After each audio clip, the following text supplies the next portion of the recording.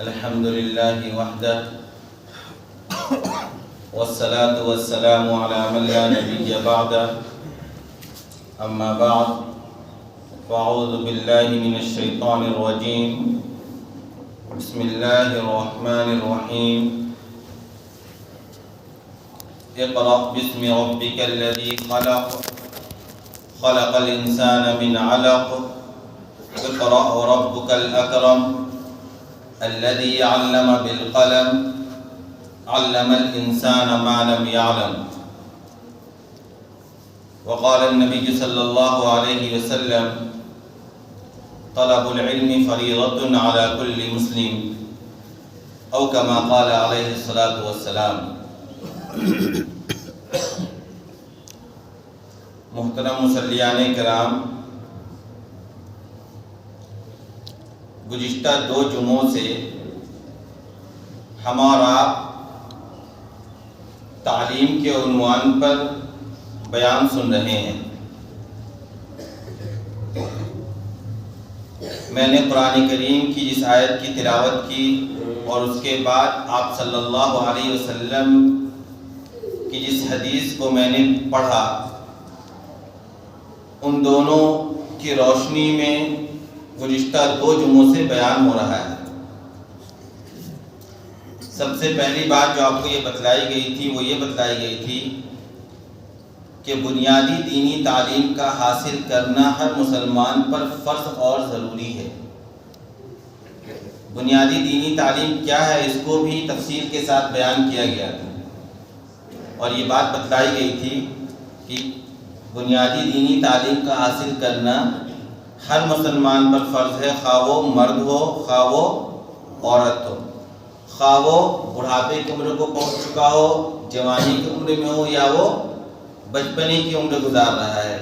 یعنی اگر کوئی شخص بچپنے کی عمر میں بنیادی دینی تعلیم کو حاصل نہیں کیا ہے تو ایسا نہیں ہے کہ جوانی کی عمر میں یا بڑھاپے کی عمر میں اس کو حاصل نہیں کرنا ہے، بلکہ بنیادی معلومات کا حاصل کرنا ہر مسلمان پر فرض اور ضروری ہے، خواہ وہ کسی بھی عمر کے مرحلے سے گزر رہا ہو۔ اس کے بعد میں نے یہ بات بتلائی تھی کہ بنیادی دینی تعلیم حاصل کرنے کے کیا ذرائع ہیں۔ اس کے لیے سب سے پہلا ذریعہ جو میں نے بتلایا تھا وہ یہ بتلایا تھا کہ سب سے پہلا ذریعہ تو خود ماں ہے۔ ماں کی تعلیم و تربیت، ماں کا گود، ماں کی پرورش میں جب تک بچہ رہتا ہے وہ سب سے پہلا ذریعہ ہے جہاں اس کے ذہن کے اوپر اسلام کو نقش کیا جا سکتا ہے۔ اگر ماں چاہ لے تو اپنے بچوں کی پرورش اس طور پر کرے کہ 7، 8، 9 سال عمر ہوتے ہوتے وہ بچہ بنیادی دینی تعلیم سے بھی واقف ہو جائے گا۔ اس کے بعد میں نے یہ بات بتلائی تھی کہ اس کے بعد جو مرحلہ آتا ہے وہ آتا ہے مکتب کا، یعنی مکتب کا جو نظام ہے یا مکتب کو جو قائم کیا گیا ہے اس کا بنیادی مقصد یہ ہے تاکہ ہر مسلمان بنیادی دینی تعلیم سے واقف ہو جائے۔ یہی مقصد ہے مکتب کا، یہی وجہ ہے کہ مسلمان ہر شہر میں، ہر گاؤں میں، ہر بستی میں، ہر محلے میں مکتب کے قیام کی کوشش کرتا ہے، اور مسلمانوں کے اوپر یہ واجب اور ضروری ہے کہ وہ مکتب کو قائم کرے۔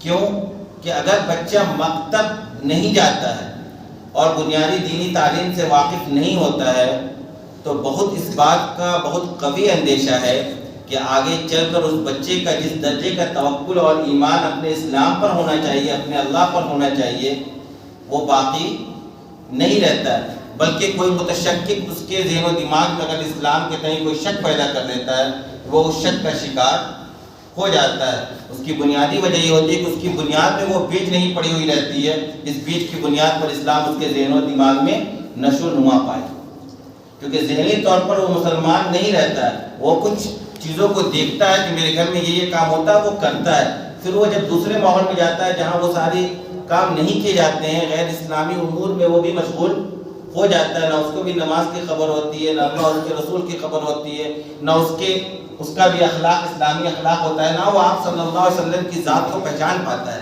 نتیجہ یہ ہوتا ہے کہ جس طرح کا ماحول اس کو ملتا ہے اس ماحول کا سب سے زیادہ اس کے اوپر اثر پڑتا ہے، اور اسی کا اثر ہے کہ آج آپ دیکھ رہے ہیں دنیا میں الحاد پھیل رہا ہے. ایتھسٹ سے کہتے ہیں، ان کی تعداد بڑھ رہی ہے دن بدن، ملحد لوگوں کی تعداد بڑھ رہی ہے. آپ دیکھ رہے ہیں ارتداد پھیل رہا ہے، مسلمان اپنے مذہب کو چھوڑ کر دوسرے مذہب کو اختیار کرنے کو تیار ہے. یا یہ کہ اسے پتہ ہی نہیں ہے کہ بحیثیت مسلمان میرا نکاح یا میرا کون سا عمل ایسا ہے جس کی بنیاد پر میں اسلام سے خارج ہو جاؤں گا، اس کا بھی اس کو علم نہیں ہے. اسی بنیاد پر وہ کام کر رہا ہے جس کی بنیاد پر وہ اسلام کو خیر آباد کہہ چکا ہے. تو اسی وجہ سے ہم نے یہ بات بتائی تھی کہ ہمیں اور آپ کو مکتب کے نظام کو مضبوط کرنا ہوگا. مکتب کے نظام کے سلسلے میں بات آئی کہ بھائی مکتب مسجدوں میں آپ قائم کریں، جہاں مسجد نہیں ہے محلوں میں قائم کریں. محلہ، گاؤں میں، بستی میں جہاں ضرورت ہے کہ اس علاقے کے چھوٹے چھوٹے بچوں کے لیے دینی تعلیم کا نظام بنایا جائے، وہاں مسلمانوں کے لیے لازم اور ضروری ہے کہ اس نظام کو قائم کریں. میں نے یہ بات بتائی تھی کہ مکتب کا ایک وقت ہوتا ہے، کوئی بھی مکتب چلے گا اس کا ایک وقت ہوگا. ہو سکتا ہے وہ وقت آپ کے پاس فری نہ ہو، یا آپ کا بچہ اس وقت کے اندر دوسرے پڑھائی میں دوسرے کاموں میں مشغول ہے. تو آپ اپنے بچوں کی دینی تعلیم کی فکر کیسے کریں گے؟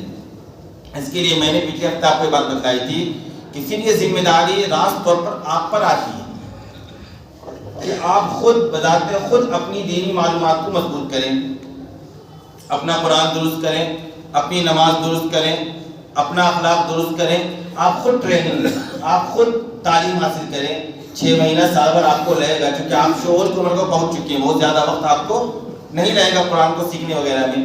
جب آپ یہ ساری چیزیں کر لیں گے تو اس کے بعد آپ کی ذمہ داری ادا کریں کہ 24 گھنٹے کے اندر کوئی وقت آپ نکالیں اور اس وقت میں اپنے بچے کو آپ ٹائم دیں، اور آدھا گھنٹہ 1 گھنٹہ آپ اس کو لے کر بیٹھیں اور اس کو آپ بنیادی دینی تعلیم سے آراستہ کریں.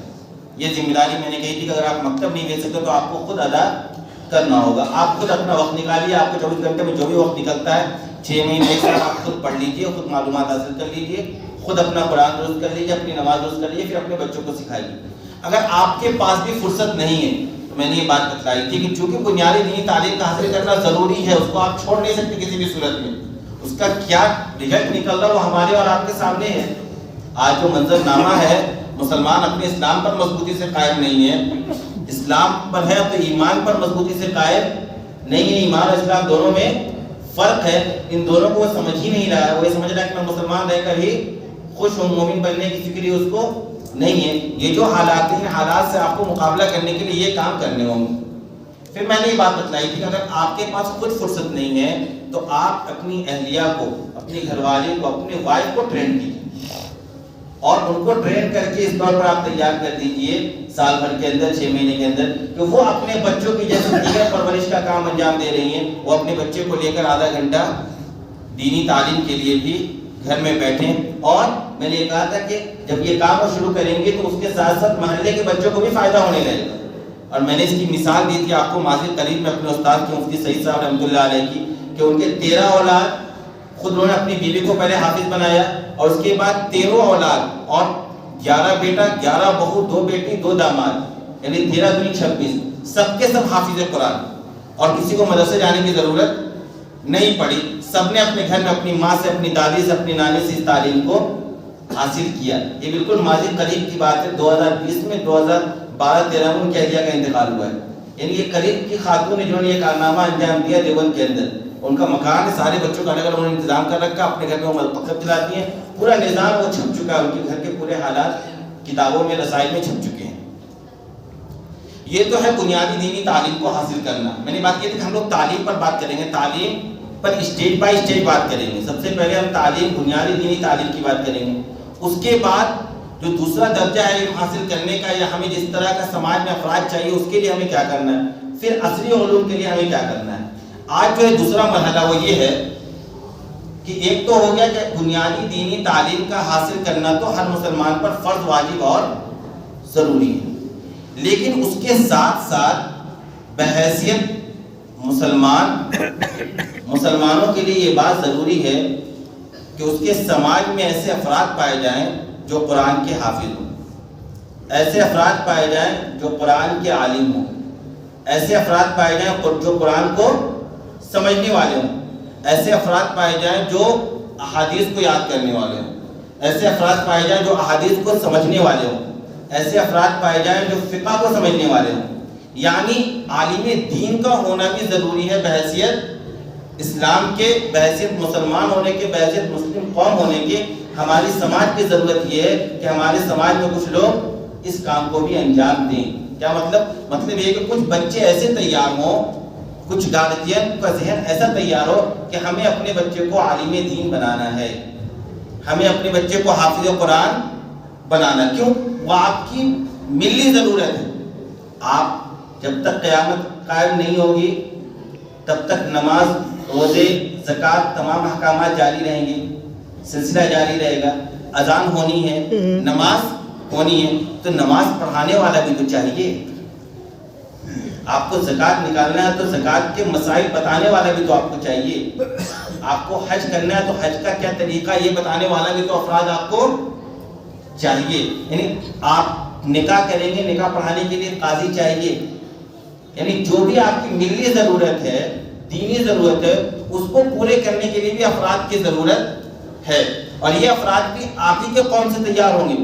کوئی دوسری قوم کے بچے آگے قرآن اور حدیث کا علم حاصل نہیں کریں گے، بلکہ ہمیں اور آپ کو اس بات کے لیے تیار ہونا ہوگا کہ ہم اپنے بچے کو حافظ قرآن اور عالم حدیث بنائیں. اب یہ صورتحال کہاں تک پہنچی ہے؟ کیا ہم اپنے بچے کو حافظ قرآن بناتے ہیں یا بنانے کے لیے تیار ہیں؟ بتائیے. کیا ہم اپنے بچے کو عالم بنانے کے لیے تیار ہیں؟ دکھتا تو ایسا نہیں ہے. آپ جا کر دیکھ لیں، مدرسوں کی حالت بہت بری ہو گئی ہے. طلبہ آ نہیں رہے، بچے اب پڑھنے کے لیے آنے کو تیار نہیں. کیوں نہیں آ رہے؟ یہ سوال ہے. اور کون اس سے پہلے جب بچے آتے تھے تو کن کے بچے آتے تھے؟ کیا مسلم قوم کا وہ طبقہ جو معاشی اعتبار سے مضبوط ہے، یا سیاسی اعتبار سے، یا تعلیمی اعتبار سے، یا اقتصادی اعتبار سے مضبوط ہے، وہ اپنے بچوں کو دینی تعلیم حاصل کرنے کے لیے بھیجنے کو تیار تھا؟ آپ غور کریں گے تو پورے ملک میں آپ چلے جائیں گے، 1,00,000 سے کم مدرسے نہیں ہوں گے. آپ جا کر ڈھونڈ لیں، ہر جگہ 80% بچے آپ کو ملیں گے بہار اور جھارکھنڈ کے پڑھنے والے. اور وہ بھی بہار کا کچھ مخصوص علاقہ ہے، گنگا اس پار کا جو علاقہ ہے، دربھنگا، سمستی پور، سیتامڑھی، شیوہر، یہ سب جو علاقہ ہے، پورنیہ، کشن گنج، یعنی جہاں انتہائی پسماندگی کا مسلمان شکار ہے، ان کے پاس یہ حیثیت نہیں کہ اپنے بچوں کو اعلیٰ ڈگری اور اعلیٰ تعلیم دے سکیں، تو وہ مجبوراً اپنے بچوں کو مدرسے میں بھیجتے. کیوں؟ کیونکہ مدرسے کا نظام ایسا ہے تعلیم کا کہ تعلیم مفت، کھانا مفت، رہنا مفت. کسی چیز کا ایک پیسہ آپ سے نہیں لیا جاتا ہے. تو جو لوگ اس پوزیشن میں ہیں کہ وہ پیسہ دے کر نہیں پڑھا سکتے، وہ اپنے بچوں کو مدرسے میں بھیجتے ہیں. آپ جھارکھنڈ میں دیکھ لیجیے، کچھ علاقہ ہے یہ جامتاڑا کا، کچھ دیوگھر کا، کچھ گریڈی وغیرہ کا، وہیں کے بچے اکثر و بیشتر آپ کو ملیں گے پورے ملک کے مدرسوں میں پڑھنے والے. اور یہیں کے اساتذہ بھی ہیں جو مدرسوں میں کام کر رہے ہیں. بلکہ آپ نے پچھلے دنوں میں خبر سنی ہوگی کہ ایک صاحب پکڑائے اسٹیشن پر، ان کے ساتھ 200 بچے ہیں، 50 بچے ہیں چھوٹے چھوٹے، وہ لے کر پتہ نہیں کہیں جا رہے ہیں. یہ لے کر آندھرا پردیش، گجرات، مہاراشٹر جا رہے ہیں بچوں کو پڑھانے کے لیے. یہاں گارجین کو بتلایا کہ اپنے بچوں کو دیجیے، ہم ان کو مفت تعلیم دیں گے، مفت رہنا دیں گے، مفت کھانا دیں گے. وہ دیتے ہیں، یہ لے کے جاتے ہیں اور مدرسوں کو بھرتے ہیں پورے شہر ملک کی. یعنی وہ طبقہ جس کے پاس یہ حیثیت نہیں ہے کہ وہ دوسری تعلیم دے سکتا، وہ مجبوری میں اپنے بچوں کو مدرسے میں دے رہا تھا. اب وہ بھی دینا بند کر دیا. کیوں؟ کیونکہ اب سرکار اتنا یوجنا لے آئی غریبوں کے لیے، ان کے کھانے کا مسئلہ بھی حل ہو گیا، کپڑے کا مسئلہ بھی حل ہو گیا، اناج کا مسئلہ بھی حل ہو گیا. پڑھنے لکھنے کے لیے کچھ فیس وغیرہ کی ضرورت، وہ بھی اسکالرشپ کی شکل میں اکاؤنٹ میں آنے لگا. تو سوچا مجھے بچوں کو مدرسے بھیجنے کی ضرورت کیوں رہ گئی؟ تو یہ پورا منظر نامہ آپ کے سامنے. لہٰذا اب لوگ تیاری نہیں ہو رہے اپنے بچوں کو مدرسے میں پڑھانے کی. کیوں نہیں پڑھانا چاہ رہے؟ آخر مالدار طبقہ اس بارے میں کب سوچے گا کہ یہ ہماری ملی ضرورت ہے؟ نماز ہونی ہے تو امام کی ضرورت ہے، تراویح ہونی ہے تو ایک حافظ قرآن کی ضرورت ہے. ہمارا کوئی دینی مسئلہ پھنس جائے گا، نکاح، طلاق وغیرہ کا، خلا وغیرہ کا، تو ہمیں ایک قاضی کی ضرورت ہے. اس ضرورت کو پوری کرنے کے لیے ہمیں ہی اور آپ کو تیار ہونا پڑے گا نا، ہمیں ہی آپ کو قربانی دینی ہوگی. لیکن اس کے لیے ہم تیار نہیں ہیں. اس کی بنیادی وجہ ہے کہ ہمارا مادہ پرست ہو گئے. ہمارا اور آپ کا جو ذہن ہے وہ نقد انعام کھوج رہا ہے، نقد فائدے کے ہم تلاش میں رہتے ہیں. ہمیں یہ دکھتا ہے کہ یہ جو طبقہ تیار ہو کر آتا ہے مدرسوں سے، یہاں سے پڑھ کر آتا ہے، ان کا معاشی حالات اچھے نہیں ہیں، ان کے معاشی حالات اچھے نہیں ہیں. اور ہمیں چاہیے پیسہ, ہمیں چاہیے نقد فائدہ, ہمیں چاہیے آج فائدہ. اس لیے ہم اپنے بچوں کو ڈاکٹر, انجینئر یا دیگر تعلیم یا ہنر دینے میں زیادہ توجہ دیتے ہیں بنسبت اپنے بچوں کو مدرسے میں ڈالنے کی. اس کے پیچھے ہمارا ذہن کیا ہوتا ہے کہ اگر یہ تعلیم حاصل نہیں کرے گا تو کھائے گا کہاں سے؟ اگر مدرسے میں ڈال دیں گے تو اس کی زندگی تو ابتر ہو جائے گی, یہ تو پسماندگی کی زندگی پوری زندگی گزار دے گا, یہ تو پسماندگی کا شکار رہے گا, احساس کمتری کا شکار رہے گا. یہ ہمارا اور آپ کے ذہن میں بیٹھ گیا ہے. گویا ہم آپ اللہ سے لڑنا چاہتے ہیں. اللہ نے کہا رزق میرے ذمہ ہے, وما من دابۃ فی الارض الا علی اللہ رزقها, کہ روئے زمین پر کوئی بھی جاندار, کوئی بھی مخلوق ایسی نہیں ہے جس کے رزق کی ذمہ داری اللہ نے اپنے اوپر لازم کر رکھی ہے. اللہ کا لفظ ہے, اللہ کا جو لفظ ہے نا عربی میں, وہ جہاں استعمال ہوتا ہے وہ لزوم کو بتلاتا ہے. اگر میں کہہ دوں گا کہ علیہ فلان دینار ہے, کہ میرے اوپر فلاں کا کچھ دینار ہے, تو میرے اوپر واجب ہو جائے گا کہ میں اتنا قرض اس کو ادا کروں, اتنا پیسہ اس کو ادا کروں. اللہ نے جو قرآن کا استعمال کیا وہ کہا علی اللہ رزقها, روئے زمین پر موجود ہر مخلوق کا رزق کس کے اوپر ہے؟ میرے اوپر لازم. میں کھلاتا ہوں, میں پلاتا ہوں, میں ہی ساری چیزوں کا مالک ہوں. جب اللہ نے یہ وعدہ کر رکھا ہے تو ہم صرف اس بنیاد پر کہ میرا بچہ کھائے گا کہاں سے, اس بنیاد پر ہم اپنا دینی نقصان کریں, اپنا ملی نقصان کریں, یہ کہاں تک جائز ہے؟ اس کی گنجائش کہاں تک نکلتی ہے؟ اب نتیجہ کیا نکلا؟ وہ جو طبقہ پڑھا بھی, یہ جو شکایت ہے نا ہماری اور آپ کی کہ سماج میں تبدیلی نہیں آ رہی ہے, سماج کے اندر انقلاب پیدا نہیں ہو رہا ہے, دینی بیداری پیدا نہیں ہو رہی ہے. امام صاحب کو نہ بولنے آتا ہے نہ کہنے آتا ہے. بیچارے آتے ہیں ہر ہفتہ بس موسیٰ علیہ السلام عیسیٰ علیہ السلام کر کے چلے جاتے ہیں, 20-20 سال سے تقریر سن رہے, محلے میں کوئی تبدیلی نہیں ہے. اس کی بنیادی وجہ یہ کہ وہ جو بیچارہ امام بن کر بیٹھا ہے وہ ایسے طبقے سے بلونگ کر رہا ہے, ایسے علاقے سے نکل کر آیا ہے جہاں تعلیم نہیں تھی, جہاں جہالت کا بول بالا تھا, جہاں معاشی حالات ابتر تھے, جہاں کے لوگ انتہائی کم ذہن کے تھے, جہاں کے لوگ بہت کم سوچنے والے تھے, جن کی اپنی ضرورت پوری ہو جائے وہی ان کے لیے سب سے بڑی کامیابی ہوتی ہے. تو دوسروں کے لیے کیا فکر کریں گے؟ جب وہاں سے بچہ نکل کر آتا ہے اور پڑھ کر آتا ہے مدرسوں سے, تو اس کے ذہن و دماغ پر تو سب سے زیادہ جو فکر سوار ہوتی ہے اس کو خود کی معاش کی سوار ہوتی ہے, خود کے فیملی کے حالات بہتر کرنے کی سوار ہوتی ہے. تو جو انسان ذہنی طور پر فارغ نہیں ہے, ذہنی طور پر خوشحال نہیں ہے, وہ کیا دوسروں کے لیے کرے گا, وہ کیا قوم کے لیے کرے گا, وہ کیا پڑھ کر آئے گا اور آپ کو بتانا چاہے گا, وہ آپ کو کیسے فکر کرے گا؟ کیونکہ اس کی خود فکر کیا ہے, سوال ہے. یہی وجہ ہے کہ وہ حق بات کہنے سے ڈرتا ہے, وہ اس ممبر پر بیٹھ کے صحیح بات کہنے سے ڈرتا ہے. وہ سوچتا ہے اگر میں کوئی صحیح بات کہہ دوں گا کل کمیٹی والے کہیں گے چلو تمہاری چھٹی. محلے کسی بڑے آدمی کے خلاف کوئی بات کہہ دی, اس نے اپنے محلے کسی بڑے آدمی نے کوئی ناجائز کام کیا, اس کے خلاف اس نے تقریر کر دی, اس کو نکال دیا جائے گا. وہ بیچارہ ڈرتا ہے. اب وہ ڈرنے کا نتیجہ نکلا کہ چند پیسوں کے لیے وہ بھی بیچارہ اپنے ایمان اور دین کا سودا کر رہا ہے ممبر پر بھی بیٹھ کے. کیوں؟ کیونکہ وہ جانتا ہے اگر میں یہ کام بھی نہیں کروں گا تو میں کھاؤں گا کہاں سے, میرے پاس کوئی دوسرا ہنر تو ہے نہیں. اب بچے ہو گئے ہوشیار, اب آپ کو اچھے لوگ مل نہیں رہے مسجدوں میں, مدرسوں میں. کیوں؟ اب بچوں کا ذہن کھول کے کہ میں کب تک جا کے قوم کی غلامی کروں گا, قوم یہ مجھے بے عزت کرتی رہے گی.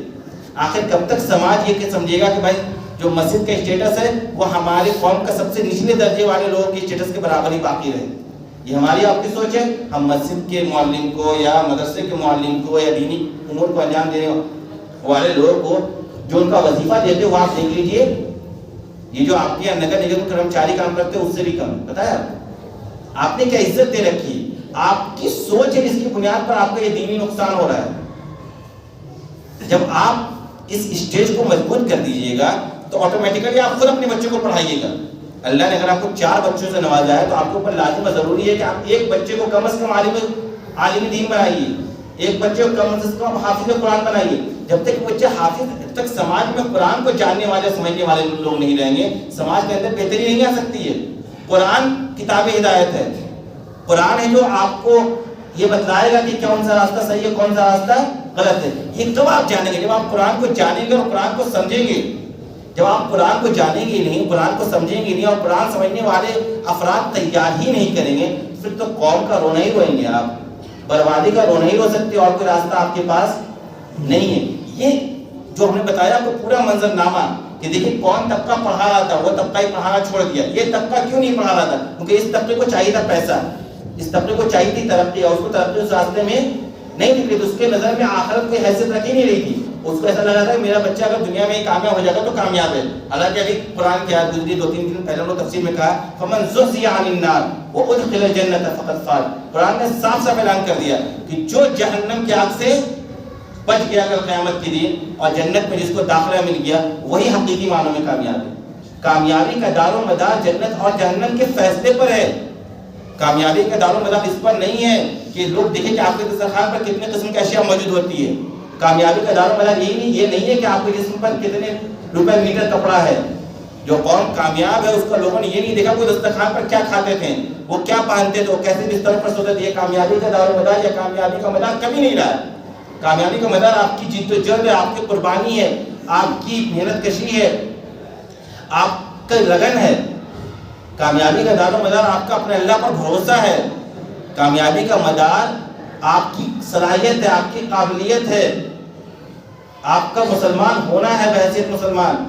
کامیابی کا مدار پیسہ, کپڑا اور کھانا نہیں ہے. ہمیں یہ پہلے سمجھنا ہوگا. ہم جب کامیابی کا معیار طے کریں گے تو پھر ہمارے اندر فکر پیدا ہوگی تو ہم یہ کام کرنا شروع کریں گے. جب تک یہ طبقہ اپنے بچوں کو حافظ قرآن نہیں, نتیجہ کیا ہوا کہ آپ قرآن سے اتنا دور, آپ ہونا بھی چاہیے تھا کہ مسلمان کے ہر گھر میں ایک بچہ حافظ قرآن ہو.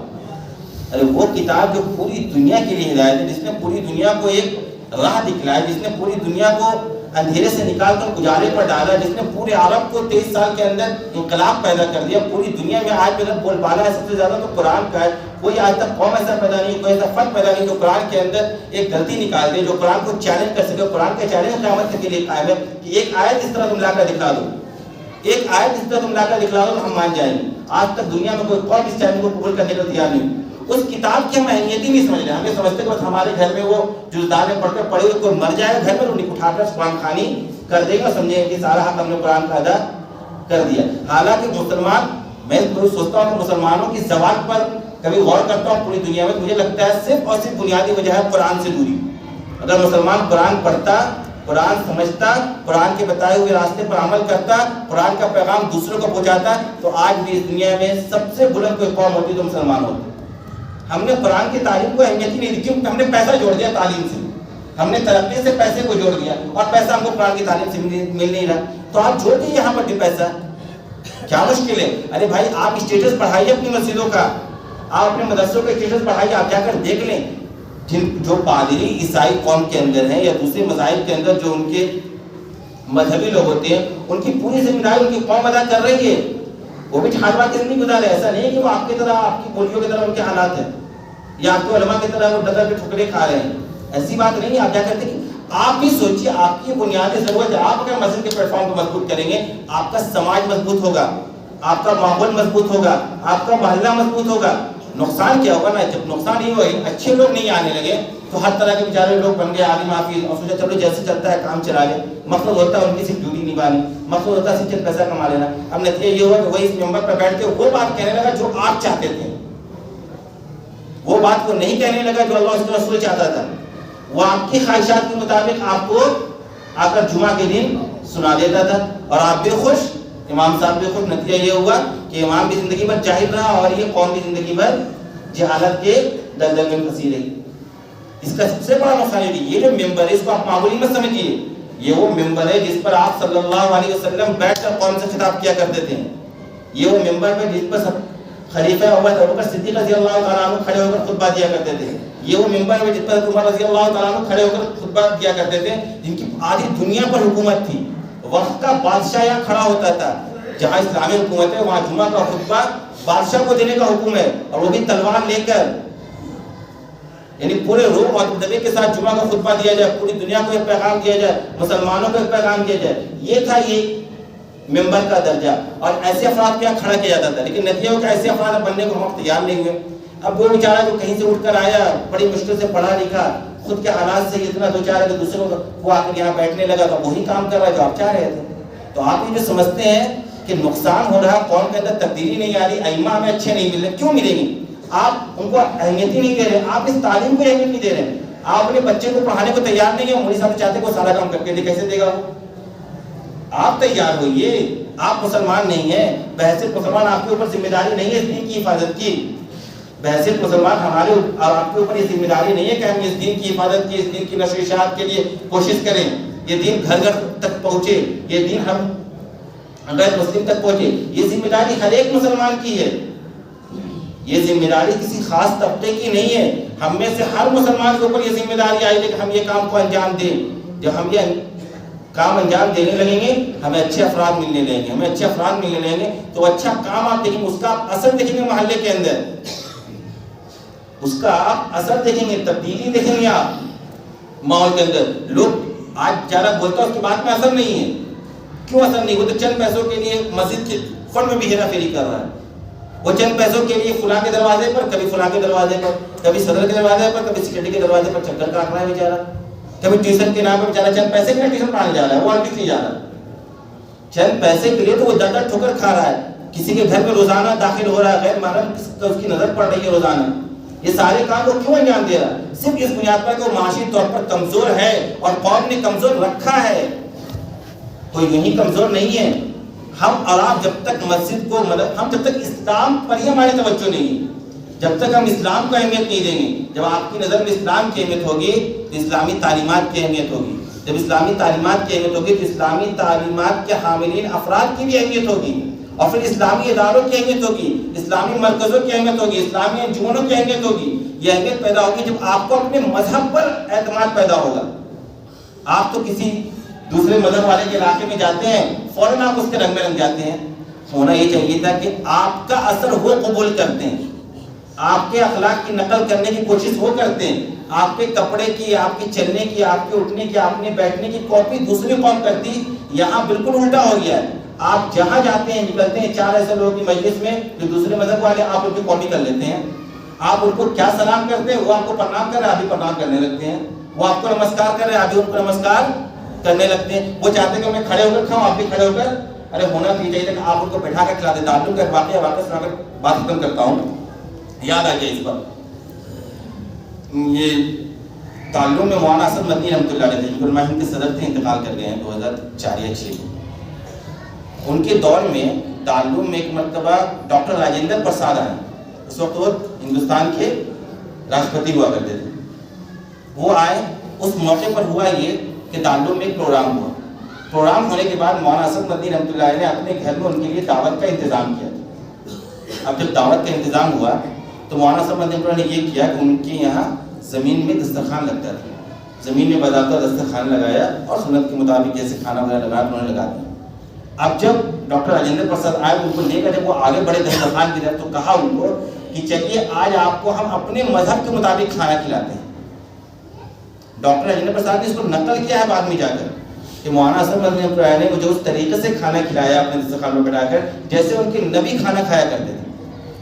ہونا یہ چاہیے تھا کہ ہمیں اپنے مذہب پر اتنا اعتماد ہونا چاہیے تھا، ہم اپنے مذہب کے اتنے زیادہ فالوور ہوتے ہیں، ہمیں اپنے مذہب پر اتنے زیادہ ہم عامل ہوتے ہیں کہ ہم دوسروں کو عمل کرواتے ہیں، لیکن چونکہ ہمارا خود اپنے مذہب پر ایمان متزلزل ہے، ہمیں اپنے مذہب کے بارے میں خود سوچنا پڑے گا، ہمیں اپنے بارے میں سوچنا ہو کہ ہم اپنے مذہب اسلام کو جس کو فالو کرتے ہیں اس میں ہم کتنے کامیاب ہیں، کتنے ہم سچے ہیں۔ ایسا تو نہیں صرف زبان سے ہم کہہ رہے ہیں کہ ہم مسلمان ہیں، باقی ہمارے دل میں صرف اور صرف کفر بسا ہوا ہے۔